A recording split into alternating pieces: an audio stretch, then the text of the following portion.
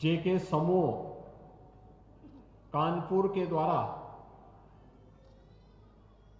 1150 महिला समूह को सिलाई मशीन वितरण यानी प्रशिक्षण के बाद वितरण के इस कार्यक्रम में, साथ ही साथ एसबीआई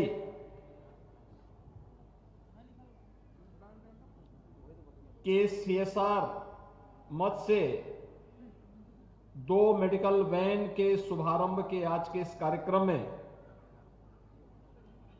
मंच पर उपस्थित गोरखपुर के लोकप्रिय सांसद श्री रविकिशन शुक्ला जी, महापौर डॉक्टर मंगलेश श्रीवास्तव जी, हमारे माननीय विधायकगण श्री फतेह बहादुर सिंह जी, डॉक्टर धर्मेंद्र सिंह जी, विपिन सिंह जी, महेंद्र पाल सिंह जी, प्रदीप शुक्ला जी,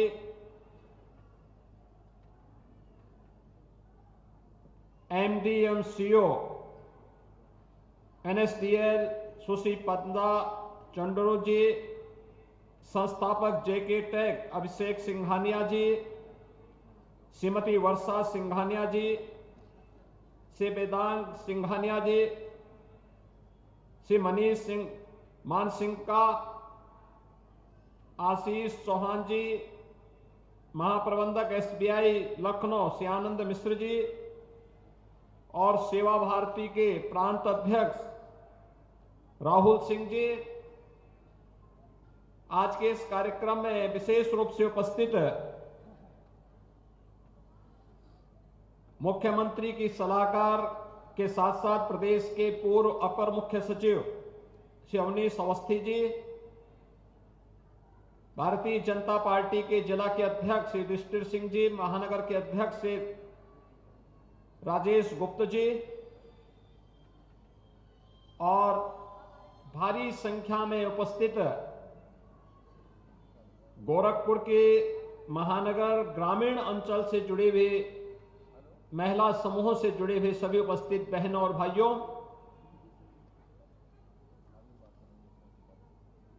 मकर संक्रांति के और लोहड़ी के एक दिन पूर्व जेके समूह के द्वारा और एनएसडीएल के तत्वाधान में आज 2 बड़े कार्यक्रम हो रहे हैं, जिसमें एक और महिला सशक्तिकरण का कार्यक्रम है और दूसरी तरफ दूर दराज के ग्रामीण और अति पिछड़े क्षेत्र में जरूरतमंदों के लिए मेडिकल वैन की सुविधा के लिए 2 मेडिकल मोबाइल वैन के शुभारंभ का कार्यक्रम। एक मेडिकल वैन गोरखपुर के बनटांगिया और बॉर्डर क्षेत्र के थारू और उन सभी गरीब जरूरतमंदों को मेडिकल सुविधा गोरखपुर के माध्यम से उपलब्ध कराएगी और दूसरी मेडिकल वैन वाराणसी के माध्यम से चंदौली सोनभद्र के जनजातीय क्षेत्रों में उन सभी गरीब और जरूरतमंदों तक मेडिकल की सुविधा उपलब्ध कराएगी। इन 2 पवित्र कार्यक्रमों के लिए जेके समूह को, एनएसडीएल और एसबीआई को हृदय से धन्यवाद देते हुए इस समूह से जुड़े हुए और दोनों प्रतिष्ठानों से जुड़े हुए अधिकारियों का मैं हृदय से अभिनंदन करता हूं और आप सभी उपस्थित आगत यहां पर गोरखपुर की बहनों और भाइयों का मैं हृदय से इस पूरे समारोह में, आयोजन में हृदय से स्वागत करता हूं कि आज आप सब यहां पर इतनी भीषण शीतलहरी के बावजूद यहां पर आए हैं।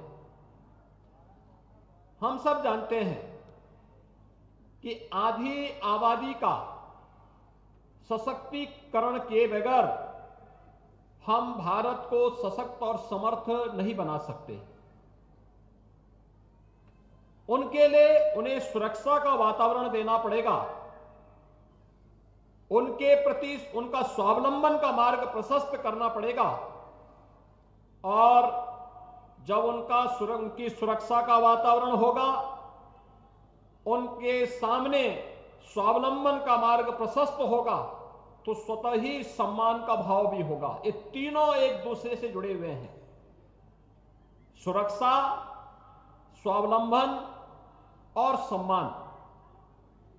आज का ये कार्यक्रम एक और आधी आबादी के स्वावलंबन से जुड़ा हुआ अभियान है। 1150 सिलाई की मशीन, और केवल मशीन नहीं बल्कि उनका 10 दिवसीय प्रशिक्षण भी हुआ, सिलाई से उनके प्रशिक्षण का कार्यक्रम, और प्रशिक्षण लेने के बाद फिर उन्हें आज जेके समूह के द्वारा यहां पर यह सिलाई मशीन वितरण का कार्यक्रम किया जा रहा है। एक अभिनव प्रयास है। मुझे जेके समूह के इस कार्यक्रम में कानपुर में जाने का अवसर प्राप्त हुआ था। 28 अक्टूबर को कानपुर में 1001 सिलाई की मशीन हम लोगों ने वहां पर उपलब्ध कराई। हम सब जानते हैं कि आज यहां पर जो सिलाई की मशीन दी जा रही है, ये सभी उन परिवारों के स्वावलंबन का आधार बनेंगी। इसमें किसी भी प्रकार का कोई संदेह किसी को भी नहीं होना चाहिए। जेके समूह के बारे में हर व्यक्ति जानता है, उत्तर प्रदेश का एक प्रमुख, और मैं कहता हूं कि उत्तर भारत का एक प्रमुख औद्योगिक घराना, जिसने कानपुर को एक समय औद्योगिक क्रांति का अग्रदूत बना दिया था देश के अंदर। और उस समय कानपुर, जब यह जेके समूह वहां पर लीडरशिप इनके हाथ में थी, तो कानपुर देश के 4 बड़े महानगरों में गिना जाता था, जिसमें कानपुर भी आर्थिक समृद्धि के उस दौर से गुजरा था। लेकिन बाद के कालखंड में परिस्थितियां विपरीत हुई।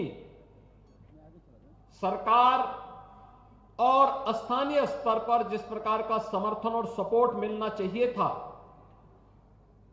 जिस प्रकार से कम्युनिस्टों की घुसपैठ होती है, और उसके बाद औद्योगिकीकरण का जब दौर वहां का समाप्त हुआ, आज उसका खामियाजा पूरे कानपुर को, पूरे मध्य यूपी को भुगतना पड़ रहा है। लेकिन जेके समूह ने वहां पे भारत के परंपरा के अनुरूप धर्म से जुड़े हुए बहुत अच्छा मंदिर वहां बनाया, इंस्टीट्यूशंस बनाए, हॉस्पिटल्स बनाए। आज भी जो जनता जनार्दन की सेवा वहां पर दे रहे हैं, औद्योगिक गतिविधियां उनकी चल रही हैं, लेकिन साथ साथ सेवा के प्रकल्प को भी उन्होंने उसके साथ जोड़ करके जिस प्रकार से वहां पर महिलाओं के स्वावलंबन के लिए, सशक्तिकरण के लिए कार्य किया है, यह अत्यंत सराहनीय है, अभिनंदनीय है।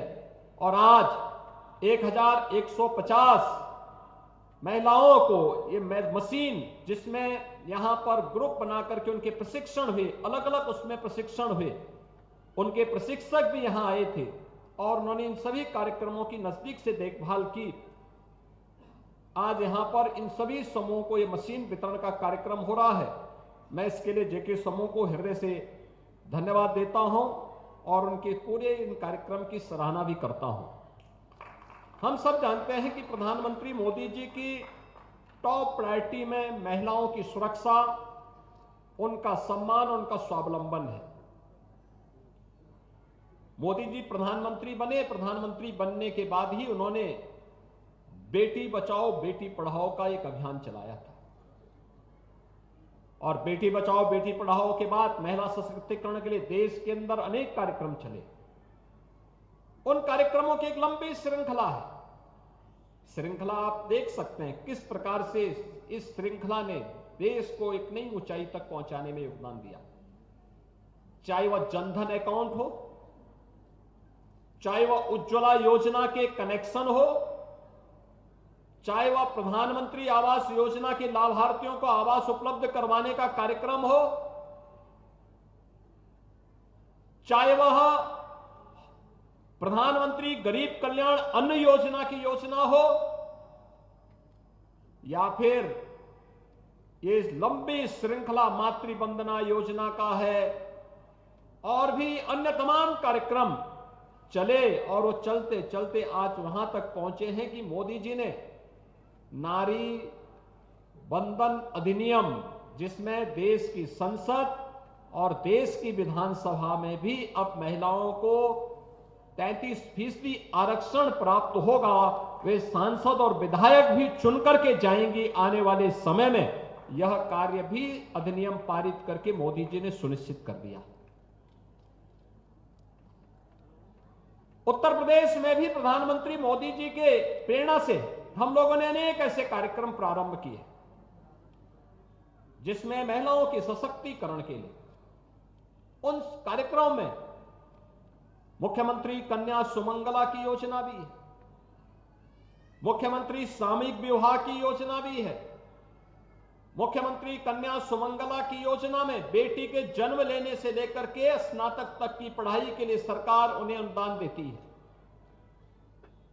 पहले 15,000 की राशि थी, अब हम इस नए वित्तीय वर्ष में उसे 25,000 करने जा रहे हैं। बेटी की शादी के लिए 51,000 रुपए की राशि सरकार उस परिवार को उपलब्ध करवाती है। और ये सभी कार्यक्रम इस रूप में जुड़े हुए हैं जिससे महिला सशक्तिकरण के लिए कार्यक्रम हो सके। आज प्रदेश में निवासित महिला पेंशन, वृद्धावस्था पेंशन, दिव्यांगजन पेंशन की राशि को 1,000 रुपए करते हुए हम लोगों ने प्रदेश के अंदर वर्तमान में 1 करोड़ परिवार को यह पेंशन की राशि हम उपलब्ध करवा रहे हैं। आप अनुमान करिए, 1 करोड़ लोगों के पास पहले इनको बहुत कम लोगों को 300 रुपए महीने की पेंशन मिलती थी। हमने उसको बढ़ा के 1,000 रुपया किया और पूरी व्यवस्था आज उनको हर तीसरे महीने उनके अकाउंट में पैसा जाता है। ऐसे ही राशन, जरूरतमंदों को राशन कार्ड की व्यवस्था, स्वामित्व योजना के अंतर्गत जहां पे उनका मकान है ग्रामीण क्षेत्र में, वहां का मालिकाना अधिकार उन्हें उपलब्ध करवाने का कार्य भी किया गया। महिला स्वयंसेवी समूह के माध्यम से भी अनेक कदम उठाए गए, जहां पे महिला स्वयंसेवी समूह अनेक कार्यक्रम कर रहे हैं। आज का ये कार्यक्रम महत्वपूर्ण इसलिए भी है, एक, ये सिलाई की मशीन एक परिवार को आर्थिक स्वावलंबन प्रदान करेगी, और दूसरा, गोरखपुर को रेडीमेड गारमेंट के एक हब के रूप में भी आप विकसित करने में योगदान दे सकते हैं। अगर ये सभी मिलकर के एक समूह, अलग अलग समूहों का गठन करके मार्केट से जुड़ जाएंगे, तो मार्केट से कपड़ा मिला, इन्होंने सिलाई की, प्रति नग के हिसाब से उन्हें पैसा मिलना प्रारंभ हो जाएगा। तो इस हिसाब से अगर आप देखेंगे तो हर महिला प्रतिदिन 500 से लेकर के 1,000 रुपए आसानी से कमा सकती है एक ही मशीन से। लेकिन इसके लिए हमें और प्रयास करना होगा, समूह बनाना पड़ेगा, रेडीमेड गारमेंट के साथ मार्केट से जुड़ना पड़ेगा, और इस व्यवस्था के माध्यम से आप बड़ी संख्या में आधी आबादी के सशक्तिकरण और उनके स्वावलंबन का मार्ग प्रशस्त कर सकते हैं। एक अभिनव प्रयास है। मैं जेके समूह को इस कार्य के लिए हृदय से धन्यवाद देता हूं, उनका अभिनंदन करता हूं। दूसरा, आज यहां पर 2 मोबाइल मेडिकल वैन जो हमें आज यहां पर प्राप्त हुई हैं, जिसमें सुश्री पद्मजा जी ने, जो एमडी और सीओ रही हैं एनएसडीएल की, उन्होंने उसके माध्यम से ये मेडिकल वैन राज्य सरकार को उपलब्ध कराई है। और जब ये 2 मेडिकल वैन का प्रस्ताव मेरे सामने आए तो मैंने उस समय मेरे मन में आया कि वास्तव में ये मेडिकल वैन सभी प्रकार की मेडिकल इक्विपमेंट से लैस है। पूरी सभी प्रकार के मेडिकल की सुविधाएं इस मेडिकल वैन के माध्यम से मिल सकती हैं। उसमें केवल डॉक्टर बैठे, पैरामेडिक्स बैठे, और अगर गांव में जाएं तो गांव के लोगों को गांव के अंदर ही हॉस्पिटल की सभी प्रकार की सुविधाएं उपलब्ध करवा सकते हैं।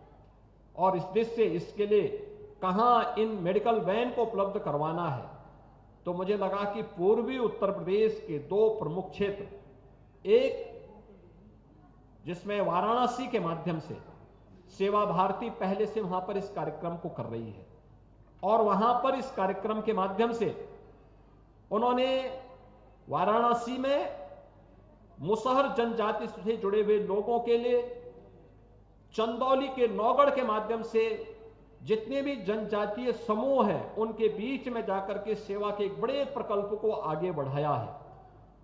और वहां के सेवा भारती के अध्यक्ष श्री राहुल सिंह जी आज स्वयं भी यहां पर आए हैं। वहां के जिला प्रशासन के माध्यम से सेवा भारती इस कार्यक्रम को आगे बढ़ाएगी, जो वहां के वनवासियों के बीच में, जनजातीय समुदाय के बीच में इस कार्यक्रम को लेकर के कार्य करेगी। तो ये वाराणसी के लिए वहां के जिला प्रशासन के माध्यम से इस वैन का संचालन वहां पर होगा, जहां पे डॉक्टर, पैरामेडिक्स और अन्य प्रकार की सुविधाओं का संचालन वहां से उपलब्ध करवाया जाएगा। जरूरतमंदों को दवा उपलब्ध करवाना, आवश्यक जांचें करवाना, ये सुविधाएं वहां पर होंगी। और दूसरा, गोरखपुर से प्रारंभ कराएंगे, जहां पे डॉक्टर, पैरामेडिक्स, दवा की व्यवस्था रहेगी और दूर दराज के गांवों में, मलिन बस्तियों में, बनटांगिया गांवों में, थारू जनजाति से जुड़े हुए गांवों में, मुसर समाज से जुड़े हुए लोगों के गांवों में, भारत नेपाल के सीमावर्ती क्षेत्रों में इस मेडिकल वैन का उपयोग करके यहां पर मेडिकल की स्वास्थ्य सुविधा उन दूर दराज के गांवों में जहां डॉक्टर प्रत्यक्ष पहुंच नहीं पाता है, वहां पर यह मेडिकल वैन NSDL और SBI के माध्यम से वहां पर पहुंच करके, प्रशासन के सहयोग से वहां पर पहुंच करके उन जरूरतमंदों को ये सुविधाएं उपलब्ध करवाएगी। आज मैं इसके लिए सुश्री पद्मजा जी का और SBI का हृदय से धन्यवाद करता हूं कि उन्होंने इस मेडिकल वैन को, जो हर प्रकार की सुविधा से लैस है, आज ये उत्तर प्रदेश शासन को उपलब्ध करवा रही हैं। इसके लिए हजारों लोग इस सुविधा का लाभ ले पाएंगे और उन जरूरतमंदों तक जिन तक डॉक्टर कभी नहीं पहुंच पाया था, आज वहां पर यह मेडिकल वैन पहुंच करके उनको वहां पे स्वास्थ्य की सुविधा उपलब्ध करवाने का कार्य करेगी। इस विश्वास के साथ आज ये कार्यक्रम यहां पर संपन्न हो रहा है। ये दोनों बड़े महत्वपूर्ण कार्यक्रम हैं। मकर संक्रांति के एक दिन पहले इस कार्यक्रम के साथ जुड़ना एक अभिनव प्रयास है। मैं इसके लिए इन दोनों समूह को, NSDL को, SBI और JK समूह को एक बार फिर से हृदय से धन्यवाद देता हूं कि जरूरतमंदों की सेवा के लिए हम लोग अपने CSR के मत का बेहतर उपयोग करते हुए उनके स्वावलंबन के लिए, उनके सशक्तिकरण के लिए और उनकी जरूरतों को पूरा करने में अपना योगदान दे रहे हैं।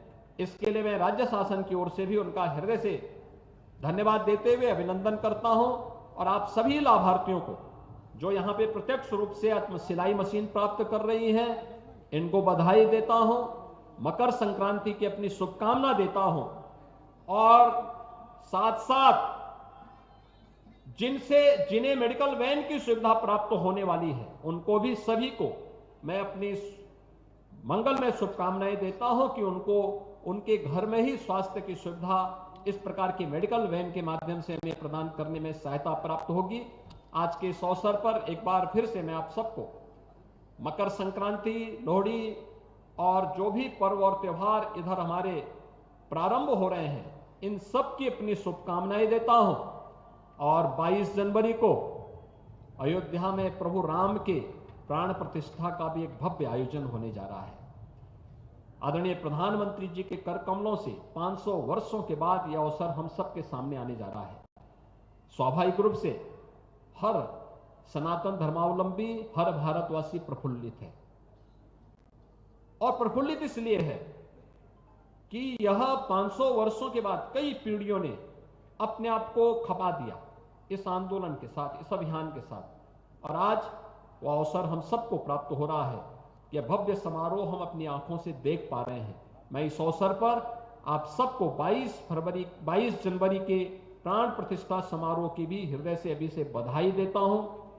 हमारा दायित्व क्या होगा कि कल से स्वच्छता के कार्यक्रम को, हमारा घर परिवार साफ सुथरा रहे, गांव साफ सुथरा रहे, मोहल्ला साफ सुथरा रहे, पहला काम, क्योंकि ईश्वर वहीं आते हैं जहां साफ सफाई रहेगी। दीपावली के पहले, पर्व और त्योहार के पहले हम अपने घर की लिपाई पुताई पोछा लगा के सब साफ सुथरा करके रखते हैं। तो सबसे पहला काम सफाई का, स्वच्छता का। दूसरा, भगवान के आगमन के पहले अखंड रामायण का पाठ हो। घर के परिवार के लोग आपस में ही राम नाम संकीर्तन का काम करें।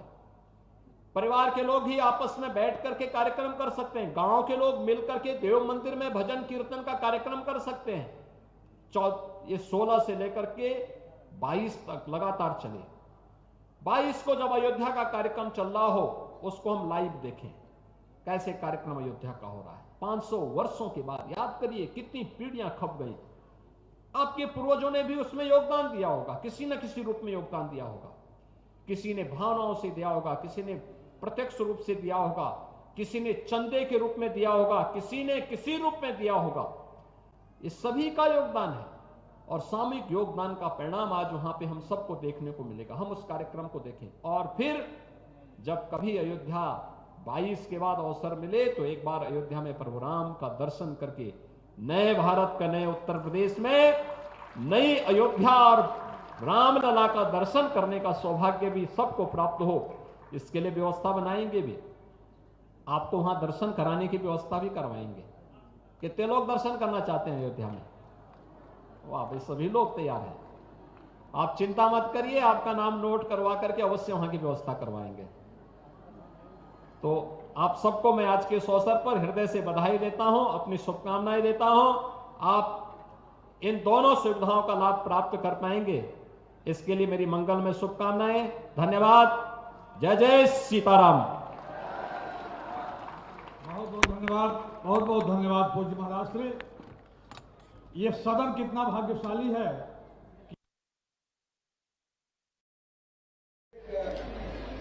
तेजस्वी और मुख्यमंत्री के रूप में, एक प्रशासक के रूप में